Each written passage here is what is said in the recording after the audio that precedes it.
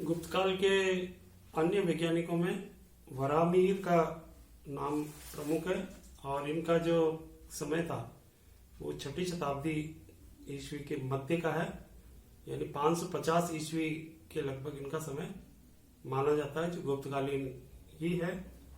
उनका एक प्रमुख ग्रंथ है जिसका नाम है पंच सिद्धांतिका। वराहमिहिर ने जो पुस्तक लिखी उसका नाम है पंच सिद्धांतिका, और इन्होंने जो है यूनानी और भारतीय ज्योतिष दोनों को मिलाकर दो नए सिद्धांतों का प्रतिपादन किया।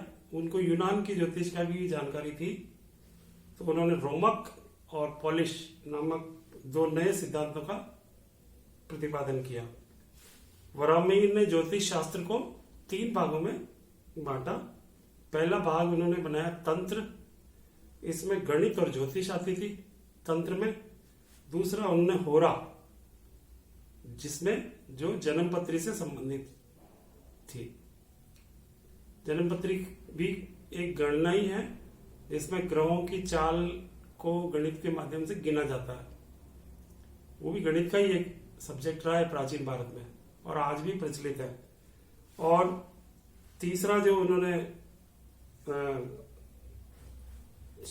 अंग बनाया ज्योतिष शास्त्र का वो था संहिता। संहिता में फलित ज्योतिष थी, उसको फलाना, जोड़ना और उसमें भाग देना। तो ये इनकी वराहमिहिर की देन थी। और इसके अलावा पंच सिद्धांतिका के अलावा जो इनकी दूसरी पुस्तकें थी वो आप जरूर इसको नोट करिएगा, आगे भी ये बहुत जनरल नॉलेज की दृष्टि से भी बहुत महत्वपूर्ण है। वृहत संहिता और वृहत जातक, ये उनके ग्रंथ थे। तो ये वराहमिहिर जो है ज्योतिष के बड़े विद्वान थे। और एक और विद्वान जो गुप्त काल में हुए, जो विज्ञान के विकास की दृष्टि से महत्वपूर्ण है, वो थे ब्रह्मगुप्त। इन्होंने ब्रह्म स्फुटिक सिद्धांत नामक ग्रंथ की रचना की। ब्रह्मगुप्त को पृथ्वी की गुरुत्वाकर्षण शक्ति का एहसास था। वैसे ये माना गया कि ग्रेविटेशन फोर्स की सबसे पहले जो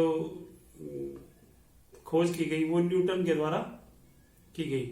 कि ऐसा माना गया कि न्यूटन एक बाग में बैठे थे और एक सेब को उन्होंने पेड़ से गिरते हुए देखा, और उसके बाद उन्होंने ये कहा कि ये नीचे ही क्यों गिरा, ऊपर क्यों नहीं गया।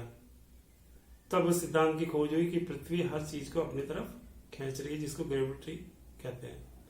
लेकिन ये तो बहुत बाद की बात है। तो जो है ब्रह्मगुप्त ने, उनको इस बात का आभास था कि पृथ्वी जो है सभी चीजों को अपनी ओर खींच रही है। और ब्रह्मगुप्त ने विदेशी सिद्धांतों की बड़ी आलोचना की, और उन्होंने जैन धर्म के उन सिद्धांतों की भी आलोचना की जिसमें सूर्य और चंद्रमा को 2 नक्षत्र माना था, जबकि ये नक्षत्र नहीं है। तो ये ब्रह्मगुप्त की देन थी। इसके अलावा जो गणित और ज्योतिष में और नाम आते हैं, वो भास्कर प्रथम भी जो है गुप्त काल में ही खगोल शास्त्री थे। उन्होंने आर्यभट्ट के किए हुए कार्यों को ही आगे बढ़ाया, उस पर टीकाएं लिखी, और उन्होंने 3 ग्रंथ लिखे, महाभास्कर्य, लघु भास्कर्य और भाष्य। ये भास्कर प्रथम कहलाते हैं, भास्कर द्वितीय अलग हुए हैं। तो ये जो है गणित के गुप्त काल के गणित और ज्योतिष के प्रमुख विद्वान थे।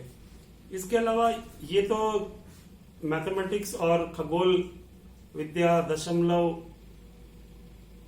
वर्ष की गणना, पृथ्वी की स्थिति, इसके बारे में इन विद्वानों ने ये बातें बताई। लेकिन कुछ और भी साइंस में प्रगति हुई, उसमें जैसे चिकित्सा शास्त्र, वो एक अलग विद्या है, तो उसमें भी उन्नति हुई।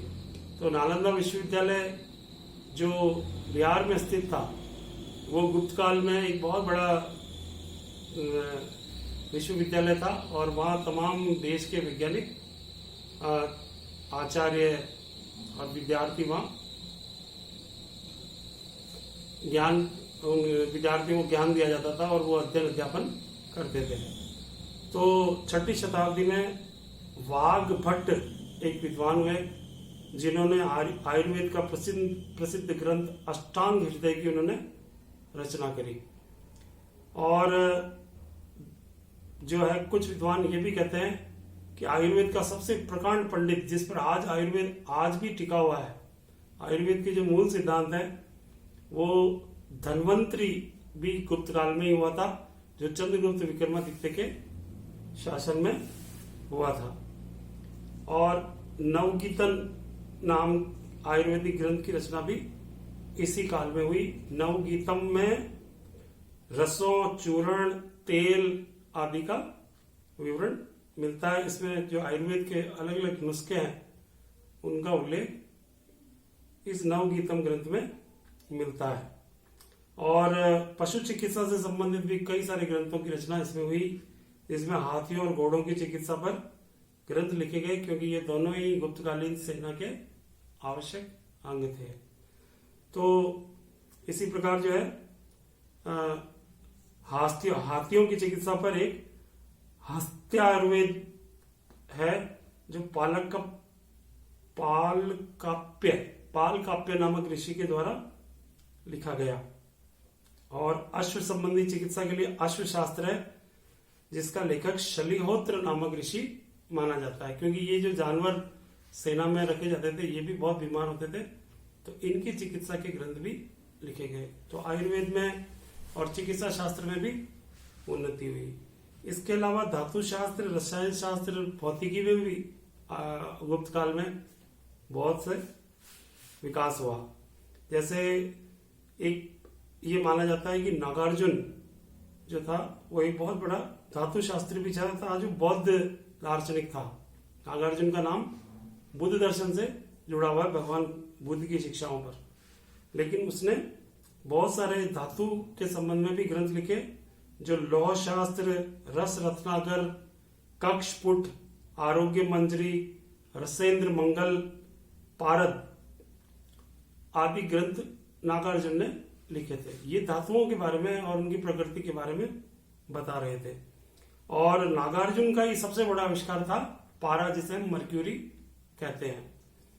तो इसका भी जो है सीमित मात्रा में चिकित्सा में इसका उपयोग लिया गया।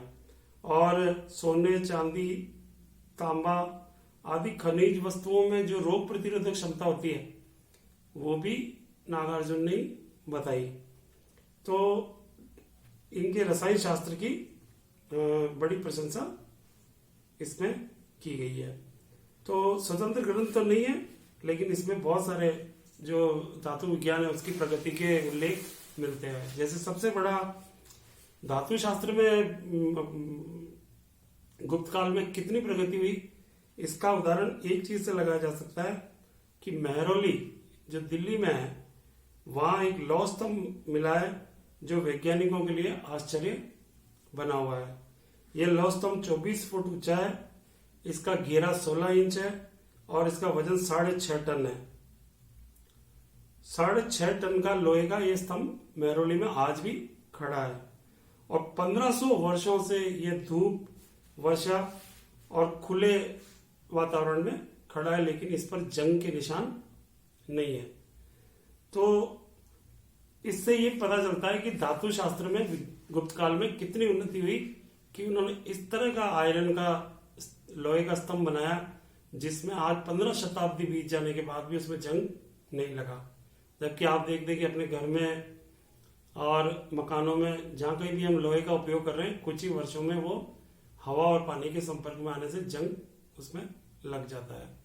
तो ये कितनी बड़ी उन्नति थी कि उन्होंने उस लोहे को किस किस्म से उसको ढलाई करी और 6.5 टन का स्तंभ कई और जगह से बनाकर लाकर उसको मेहरौली में दिल्ली में स्थापित किया गया है, जो आज भी बना हुआ है। तो धातु शास्त्र की ये बहुत बड़ी उन्नति है। इसके अलावा जो है यूरोप में इस तरह की प्रथा उस समय नहीं थी कि 1500 साल पहले यूरोप ने ऐसा लोहा नहीं बनाया जिसमें जंग नहीं लग रहा हो। एक तरह से स्टील की तरह है जो जंग रोधक है।